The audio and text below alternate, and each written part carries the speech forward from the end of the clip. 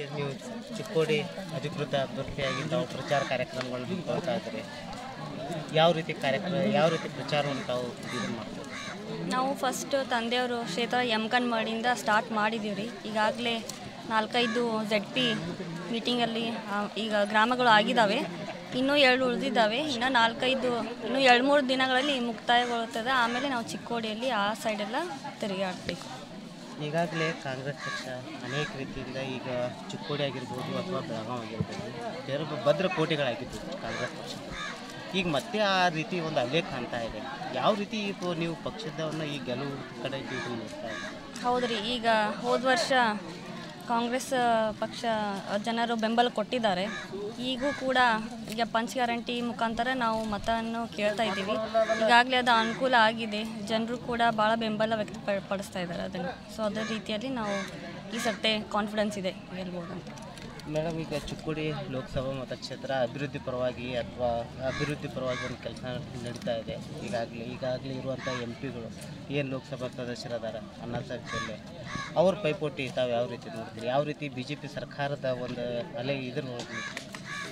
ಈ ಸರ್ತಿ ಅಲ್ಲೇ ಕಾಂಗ್ರೆಸ್ ಇದೆ ರೀ. ನಾವು ಎಲ್ಲೆಲ್ಲಿ ಹೋಗ್ತಾ ಇದ್ದೀವಿ ಅಲ್ಲಿ ನಿಮಗೆ ಬೆಂಬಲ ಸಪೋರ್ಟ್ ಮಾಡ್ತೀವಿ ಅಂತ ಹೇಳ್ತಾ ಇದ್ದಾರೆ. ಮತ್ತು ನಮ್ಮ ತಂದೆಯವ್ರು ಮಾಡಿದ್ದು ಎಲ್ಲ ಅವ್ರು ಮಾಡಿದ ಡೆವಲಪ್ಮೆಂಟ್ ವರ್ಕ್ ಎಲ್ಲ ಭಾಳ ಸಾಕಷ್ಟು ಇದೆ ರೀ. ಮತ್ತು ವೈಯಕ್ತಿಕವಾಗಿಯೂ ಅವರು ಭಾಳ ಒಳ್ಳೆಯ ರಾಜಕಾರಣಿ ಅಂತ ಹೇಳ್ಬೋದು. ಸೊ ಆ ರೀತಿಯಲ್ಲಿ ನಾವು ಹೋಗ್ತಾ ಇದ್ದೀವಿ. ಈ ಸಲ ತಾವು ಅಥಣಿ ಆಮೇಲೆ ರಾಯಬಾಗ್ ಈ ಕಡೆ ತಾವು ಪ್ರಚಾರ ಮಾಡ್ತಾ ಇದ್ದಾರೆ. ಅಥಣಿ ಆಗಿರ್ಬೋದು, ರಾಯಬಾಗ್ ಆಗಿರ್ಬೋದು, ಕೆಲವೊಂದು BJP ಶಾಸಕರು ಇರುವಂಥ ಪ್ರದೇಶಗಳು, ಆ ಪ್ರದೇಶಗಳಲ್ಲಿ ಜನರ ಅಭಿಲಾಷೆಗಳು ಯಾವ ರೀತಿ ಇದೆ? ಜನ ಯಾವ ರೀತಿ ತಮ್ಮನ್ನು ಇದನ್ನು ಮಾಡ್ತಾ ಇದ್ದಾರೆ?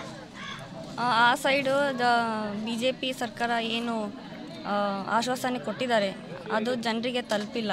ಸೊ ಆ ಬೇಸಿಸ್ ಮೇಲೆ ನಾವು ಅವರಿಗೆ ನಮ್ಮ ಪಂಚ ಗ್ಯಾರಂಟಿಗಳ ಮುಖಾಂತರ ನಾವು ಅವರಿಗೆ ಎಲ್ಲಿ BJP ಇದೆ ಸೊ ಅಲ್ಲಿ ಅದು ಸ್ಟ್ರಾಟಜಿಯನ್ನು ಮಾಡ್ತಾಯಿದ್ದೀವಿ. ಮೇಡಮ್, ಈಗಾಗಲೇ ನೀವು ಶಿಕ್ಷಣ ಸಂಸ್ಥೆಗಳು ಅಥವಾ ಈಗ IAS ಆಗಿರ್ಬೋದು ಟ್ರೈನಿಂಗ್ ಸಂಸ್ಥೆಗಳನ್ನು ತಾವು ರಾಯಬಾಗ್ ಇನ್ನು ಮುಂದೆ ಇವಾಗ ಈಗ ಜನ ತಮ್ಮನ್ನು ಆಶೀರ್ವಾದ ಮಾಡಿದರು, ತಮ್ಮನ್ನು ಆರಿಸಿ ಕಳಿಸಿದರು. ಇದ್ರ ಕಡೆ ಮತ್ತಷ್ಟು ಯಾವ ರೀತಿ ಒಂದು ವ್ಯವಸ್ಥೆ ಆಗ್ಬೋದು ಅಥವಾ ಇದ್ರ ಬಗ್ಗೆ ತಮ್ಮ ಡ್ರೀಮ್ಸ್ ಏನದಾವ? ಹೌದ್ರಿ, ಇನ್ನಷ್ಟು ಬ್ರಾಂಚಸ್ ನಾವು ಕೂಡ ಓಪನ್ ಮಾಡ್ಬೋದು ಚಿಕ್ಕೋಡಿ ಕ್ಷೇತ್ರದಲ್ಲಿ. ಮತ್ತು ಜಾಸ್ತಿ ನಾವು ಪ್ರೋತ್ಸಾಹ ಮಾಡ್ತೀವಿ.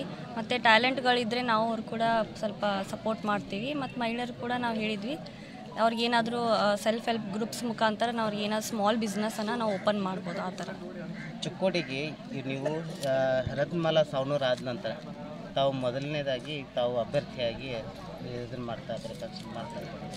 ಯಾವ ರೀತಿ ನೋಡ್ತೀರಿ ಮೇಡಮ್? ತಾವು ಮಹಿಳಾ ಒಬ್ಬ ಅಭ್ಯರ್ಥಿಯಾಗಿ ಕಾಂಗ್ರೆಸ್ ಪಕ್ಷಕ್ಕೆ ಭಾಳ ಖುಷಿ ಅನ್ಸುತ್ತೆ ರೀ, ಹಾಗೂ ಹೆಮ್ಮೆ ಕೂಡ.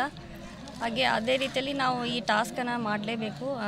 ಖಂಡಿತವಾಗಿ ನಾವು ಪ್ರಯತ್ನ ಎಲ್ಲ ಕಾಂಗ್ರೆಸ್ ಪಕ್ಷದ ಕಾರ್ಯಕರ್ತರು, ಸ್ಥಳೀಯ MLAಗಳು ಅವ್ರ ಜೊತೆ ಮುಖಾಂತರ ನಾವು ಪ್ರಚಾರವನ್ನು ಮಾಡ್ತಾ ಇದ್ದೀವಿ. ಸೊ ಎಲ್ಲ ಸಪೋರ್ಟ್ ಚೆನ್ನಾಗಿದೆ, ರೆಸ್ಪಾನ್ಸ್ ಚೆನ್ನಾಗಿದೆ.